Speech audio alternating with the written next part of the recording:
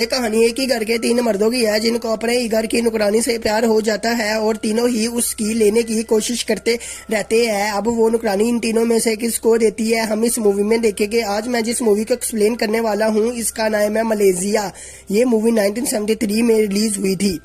Movie की शुरू में हमें दिखाया जाता है कि एक अमीर आदमी की बीवी मर गई है जिस आदमी का नाम गनाशो था और अब इस पर अपने तीनों बच्चों की जिम्मेदारी आ गई थी, जिसमें सबसे बड़ा बेटा टोनी जो कि 20 साल का, उसके बाद छोटा बेटा नीनो जो कि 16 साल का होता है और सबसे छोटा बेटा एनजियो जो कि सिर्फ 6 साल का होता है। गनाशो की बीवी के डेथ पर उसके कई रिश्तेदार आए रहे होते हैं, लेकिन उनको देखकर ऐसा लग रहा होता है कि किसी को भी गनाशो की बीवी के मरने का दुख नहीं, और बेटों को भी कैसे ही लग रहा होता है जैसे उसको अपनी माँ के मरने का दुख नहीं। अब जब वो घर पे आते हैं तो देखते हैं कि उनके घर पे पहले से ही एक खूबसूरत लड़की होती है। उस लड़की ने पहले से ही उनके घर की सफाई कर रखी होती है और उनके लिए डिनर भी तैयार कर रखा होता है, लेकिन उनको नहीं पता होता कि ये लड़की कौन है। तो वो लड़की बताती है कि मेरा नेम एंजिला है और गनाशो की वाइफ ने मरने से पहले मुझे घर पे रखा था, इसलिए मैंने आज से काम शुरू करना था। इसके बाद एंजिला उन सबको खाना देती है और उन सबको बहुत अच्छा लगता है और उनका छोटा बेटा एनजीओ तो एंजिला से बहुत जल्दी फ्रैंक हो जाता है और फिर गनाशो भी अपने बेटों के साथ मिलकर डिसाइड करता है कि एंजिला भी उनके साथ ही रहेगी।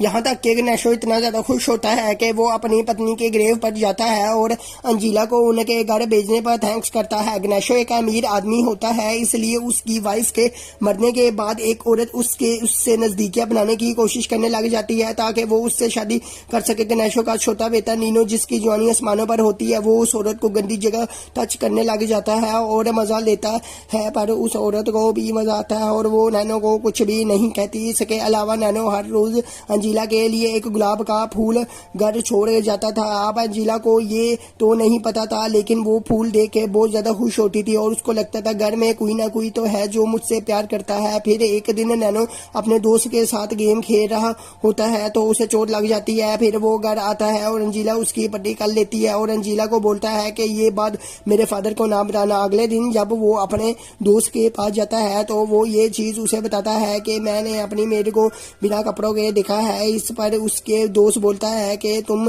मुझे अपनी मेड बगैर कपड़ों के दिखाओगे तो मैं तुम्हें अपनी बहन बगैर कपड़ों के दिखाऊंगा, और वो दिखाता भी है।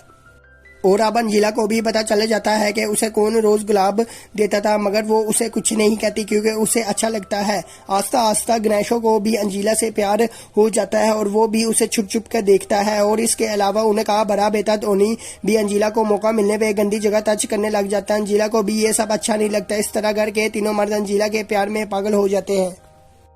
अब जब एक दिन एंजिला अपने काम से छुट्टी लेकर किधर जा रही होती है तो गनाशो उससे पूछता है कि तुम अपने बॉयफ्रेंड से मिलने जा रही हो, तो वो कहती है नहीं मेरा कोई बॉयफ्रेंड नहीं, और यहाँ ही गनाशो तय कर लेता है कि मैंने इसी से ही शादी करनी है। एक दिन टोनी एंजिला को टच कर रहा होता है तो नैनो आ जाता है और उसे रोकता है और उससे लड़ने लग जाता है, लेकिन नैनो छोटा होता है इसलिए हार जाता है। फिर जब नैनो अपने कमरे में बैठा होता है तो एंजिला उसे मनाने आती है तो वो बोलता है कि मुझे पता है कि मेरे लिए गुलाब तुम ही छोड़ते थे और मुझे ये चीज अच्छी लगती थी। फिर उसी रात नैनो देखता है कि टोनी और उसके फादर तैयार होकर एंजिला के रूम में उसकी लेने जा रहे हैं। वो किसी तरह उन लोगों को रोकना चाहता था, इसलिए उसे एक आइडिया आता है और वो एक पत्थर पकड़ के घर के नीचे वाली दुकान से का शीशा तोड़ देता है, जिससे उस दुकान का अलार्म बजता है और सबका ध्यान उस दुकान की तरफ हो जाता है। सुबह जब पुलिस आती है तो वो देखती है कि उनके घर पे कोई चोरी नहीं हुई, इसलिए वो चोरी की रिपोर्ट नहीं करता।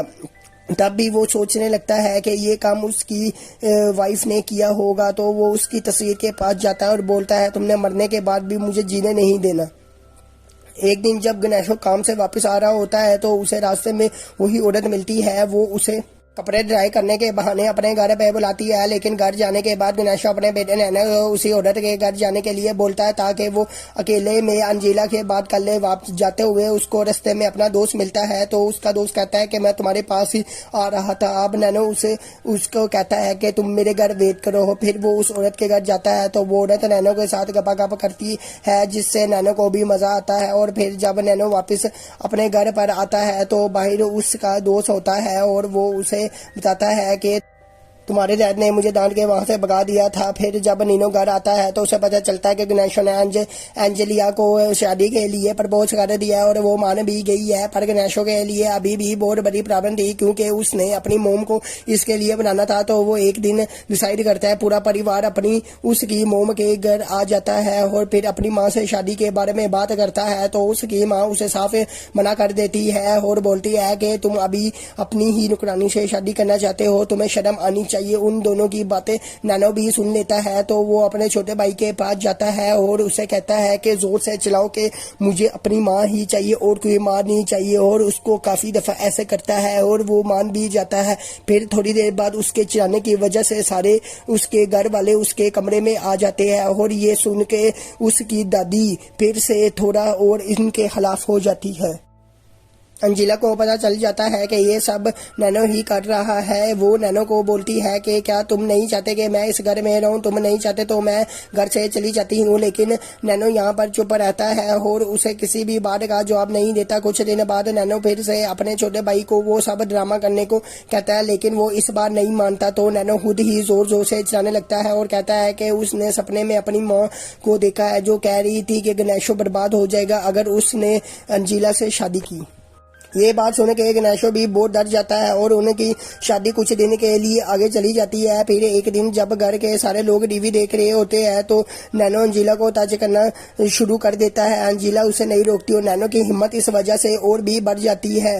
फिर वो रोज अलग अलग जगह पे अंजिला को टच करने लग पड़ता है। फिर एक दिन गणेशो से भी नहीं रहा जाता और वो कहता है कि मैं इस बार अपनी माँ को मना के आऊंगा। साथ ही वो अपने गाँव के लिए निकल जाता है। फिर टोनी भी किसी काम से अपने दोस्तों के साथ पार्टी में निकल जाता है। अब घर में सिर्फ 3 ही लोग बच रहे हैं, नीनो, अंजिला और उसका छोटा भाई। उसी रात वहाँ काफी तेज तूफान आता है जिससे उनके घर की लाइट चली जाती है। अंजिला को अंधेरे से बहुत ज्यादा डर लगता है। नीनो उसे डराने लग जाता है और उसे कहता है कि अपने सारे कपड़े उतार दो। अंजिला भी उसकी बात मान जाती है और फिर वो दोनों गपा गपा करते हैं एक साथ। अगले दिन गणेशो भी अपने गाँव से वापस आ जाता है क्योंकि उसकी माँ भी शादी के लिए मान जाती है। ये फिल्म का लास्ट सीन हमें दिखाया जाता है जहाँ पे गणेशो अंजिला से शादी कर लेता है। गणेशो अपने बच्चों को अंजिला को किस करने के लिए कहता है। जब बारी नैनो की आती है तो नैनो और अंजिला एक दूसरे की तरफ देखते हैं और ऐसा लगता है कि इन दोनों का भी बहुत देर तक अफेयर चलेगा। यहाँ ही मूवी एंड हो जाती है। दोस्तों अगर वीडियो अच्छी लगी हो तो वीडियो को लाइक और चैनल सब्सक्राइब कर दे।